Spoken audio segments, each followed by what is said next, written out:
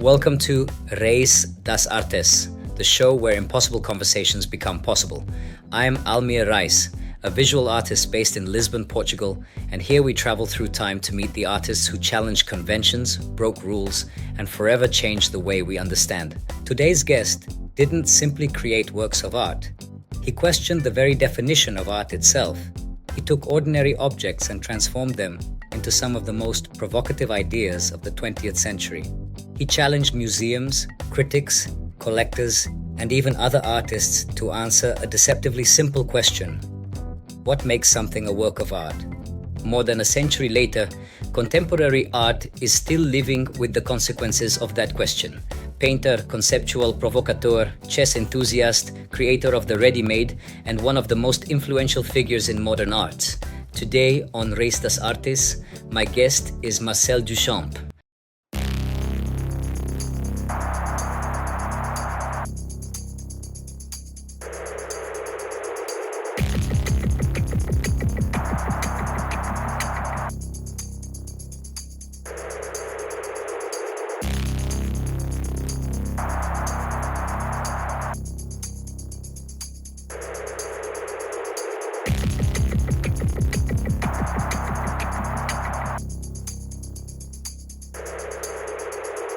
Marcel Duchamp, welcome to Reis das Artes.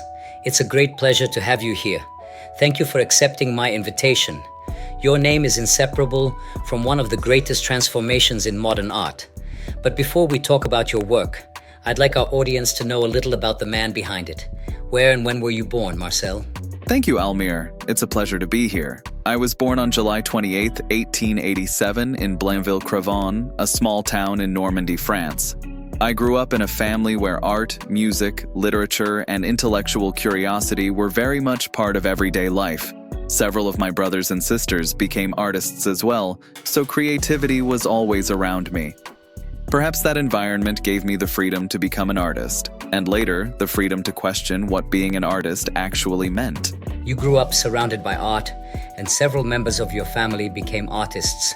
Was becoming an artist something you always wanted, or did your family influence that decision? Art was certainly part of the atmosphere at home. My older brothers, Jacques Villon and Raymond Duchamp Villon, became artists, and my sister Suzanne did as well. But I don't think I ever wanted simply to follow their path. I began drawing and painting quite young, but even then I was more interested in discovering my own way of thinking. Eventually, I realized that what fascinated me wasn't only how to make art, but something much more troublesome. Why do we call something art in the first place? You studied at the Académie Julian in Paris, but you didn't stay there for very long.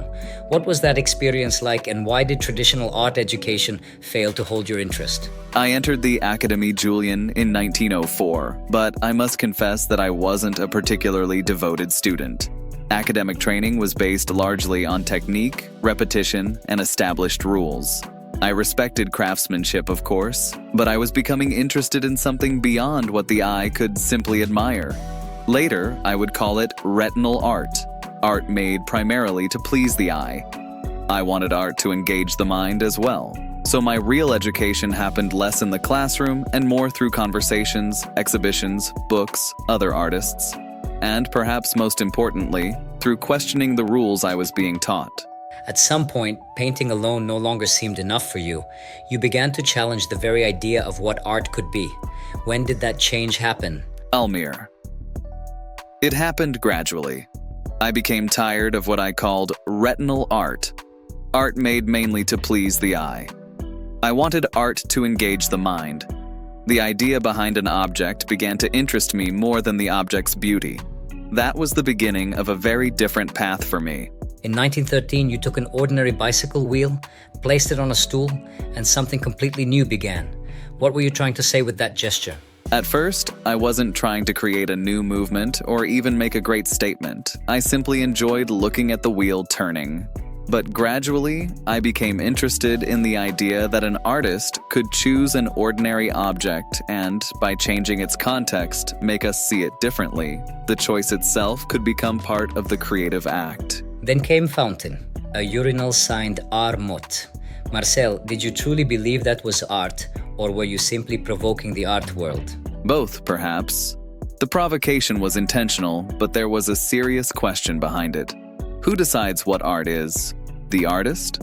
The museum? The critics? I chose an ordinary object, gave it a title, and presented it in an artistic context. Suddenly, the object itself was less important than the question it created, and that question became the work. So, let me ask you directly. If an artist takes an ordinary object, gives it a title, and places it in an exhibition, does that alone make it art? Not exactly. It wasn't simply about putting an object in a gallery. What interested me was the choice. By choosing an ordinary object and removing it from its usual function, I was asking people to look at it differently. In 2009, your 1921 perfume bottle, Belle Haline, Eau de Voilette, was auctioned at Christie's in Paris as part of the Yves Saint Laurent and Pierre Berger collection. It sold for almost 9 million euros, about $11.5 million at the time.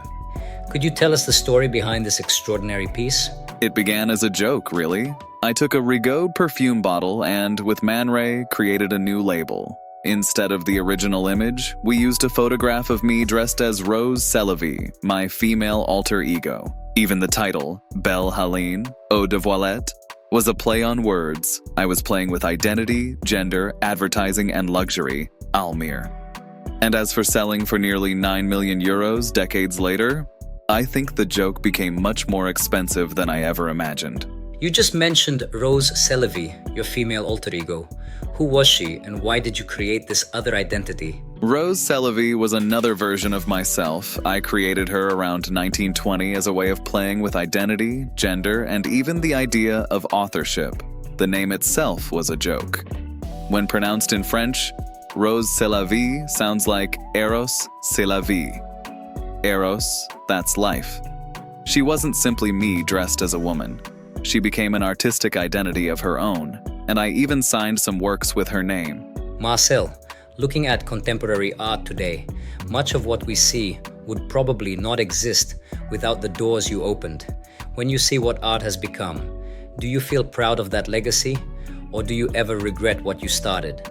And finally, if you had to name the greatest artist of all time, who would it be? Who?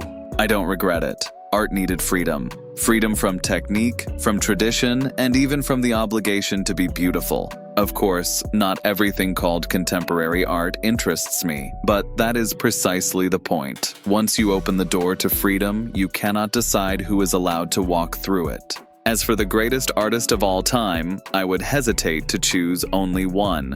But if you force me, I would say Leonardo da Vinci. He was not simply a painter, he was driven by curiosity, invention, science, and ideas. For me, that is much greater than simply making beautiful pictures. I could spend hours talking to you. There is still so much I would love to ask, but unfortunately our time is short and we've reached the end of our conversation. Thank you so much for being here with me today. Before we say goodbye, I'd like to ask you for one final thought about art, creativity, or simply about life. Perhaps my final thought would be this. Don't be too concerned with what art is supposed to be. Be curious, question what seems obvious, and never be afraid to change the rules. Art is not only about what we create with our hands, it is also about what we create with our minds. And above all, enjoy the game. Life, like art, becomes much more interesting when we stop taking the rules too seriously. Thank you, Almir. It was a pleasure. And with that, we come to the end of another Reis das Artes. If you enjoyed this conversation, please subscribe to the channel, leave a like, share this episode, and send me a message or a comment. I read them all, and I'll do my best to reply to everyone. And I want to end with a curious personal coincidence. Marcel Duchamp died on October 2nd, 1968, and I was born exactly 24 days later, on October 26th of that same year. Somehow, while preparing this conversation, that small connection across time made this episode feel even more special to me. Thank you for watching, and I'll see you next Wednesday for another impossible conversation here on Reis das Artes.